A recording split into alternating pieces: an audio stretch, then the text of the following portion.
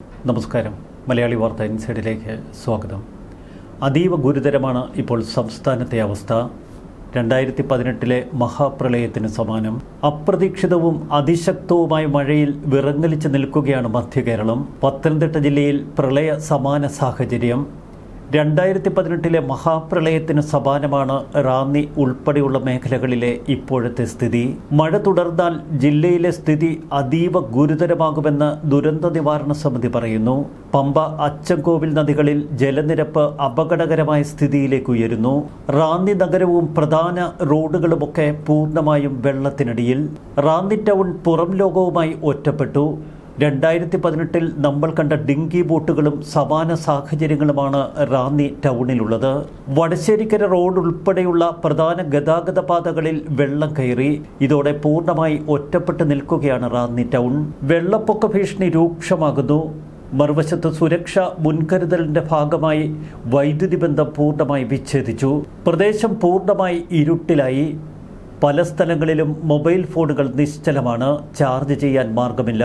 താഴത്തെ നിലകളിൽ വെള്ളം മൂടിയ അവസ്ഥ. പലരും വീടിൻ്റെ 2ാം നിലകളിലേക്ക് കയറി രക്ഷപ്പെടുന്നു.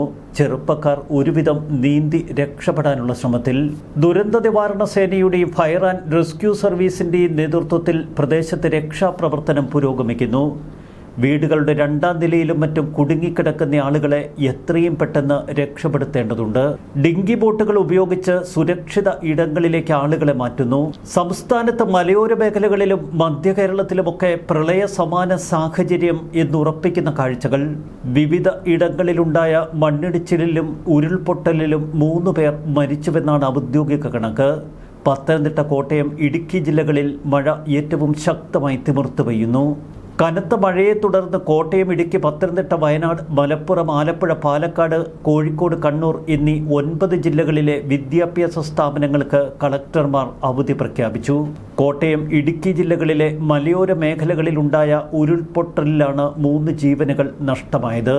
ഇടുക്കി കുടയത്തൂർ അടൂർ മലയിലുണ്ടായ ഉരുൾപൊട്ടലിൽ മഷിക്കല്ലിൽ സുമതി, വാഗമൺ കോലാഹലമേട്ടിൽ മണ്ണിടിഞ്ഞു വീണ് വൈക്കം സ്വദേശി പ്രഭാകരൻ നായർ എന്ന 72 വയസ്സുള്ളയാൾ, പൂഞ്ഞാർ തെക്കേക്കര പയ്യാനിത്തോട്ടത്തിൽ വീടിടിഞ്ഞു വീണ് മണർകാട് ജോസഫിൻ ജോണി എന്ന 24-കാരൻ എന്നിവരാണ് മരിച്ചത്.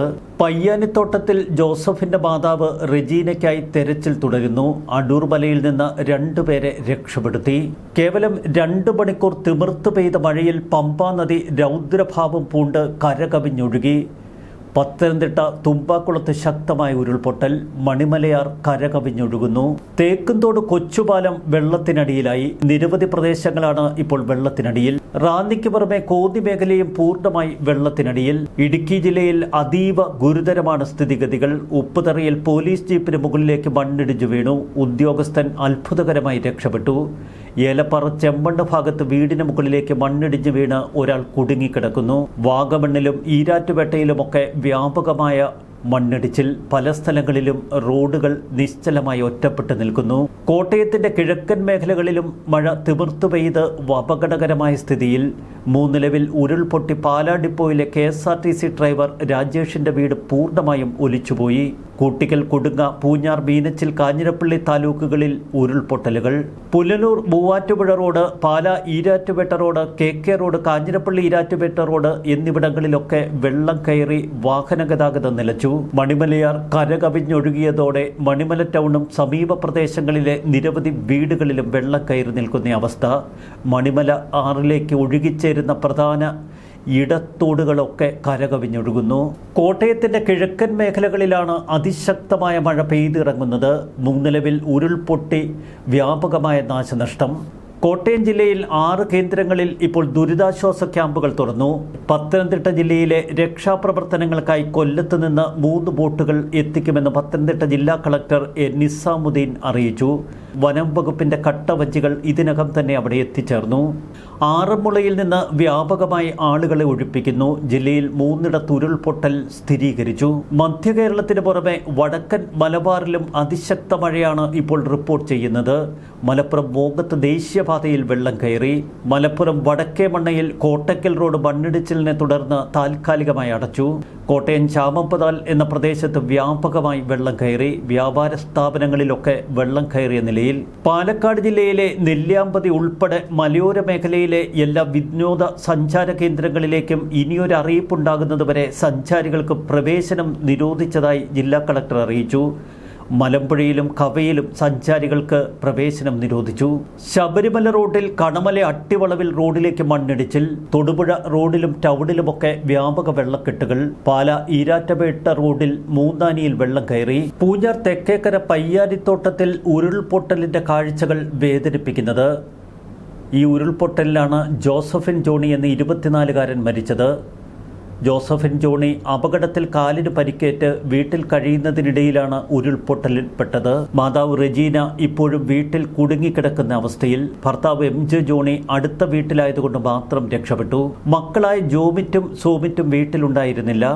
MJ ജോണിയുടെ രണ്ടാമത്തെ മകനാണ് Josephin Johny. Choondacherry engineering college canteen ജീവനക്കാരൻ. 1 മാസം മുൻപ് ഈരാറ്റുപേട്ടയിൽ വച്ചുണ്ടായ ബൈക്ക് അപകടത്തിൽ കാലിന് പരിക്കേറ്റു. ഇതിനെ തുടർന്ന് വീട്ടിൽ വിശ്രമത്തിലായിരുന്നു. അമ്മ റെജീന പയ്യാനിത്തോട്ടം ഹോളി സ്പിരിറ്റ് സ്കൂളിലെ ജീവനക്കാരി. അച്ഛൻ ജോണി സ്കൂൾ ബസ് ഡ്രൈവറാണ്. കേരളത്തിന്റെ പല ഭാഗങ്ങളിലും ഒറ്റ മഴയിൽ ഒലിച്ചു പോകുന്ന കാഴ്ചകൾ അതുതന്നെയാണ് ഏറെ വേദനിപ്പിക്കുന്നത്. തിമിർത്തു പെയ്യുന്ന മഴയെ നോക്കി പലരും നെഞ്ചത്ത് കൈവച്ച് പ്രാർത്ഥിക്കുകയാണ്. മഴക്കാലമായിരുന്നിട്ടും ഇത്രയും ദിവസം നമ്മുടെയെല്ലാം പരിഭവം മഴ ലഭിക്കുന്നില്ല എന്നുള്ളത്. എന്നാൽ ഒരൊറ്റ മഴയിൽ എല്ലാം നിശ്ചലമാകുന്ന കാഴ്ച. ഭയപ്പെട്ട് നിൽക്കുകയാണ് മധ്യ കേരളം. ന്യൂസ് ഡെസ്ക് മലയാളി വാർത്ത ഇൻസൈഡ്.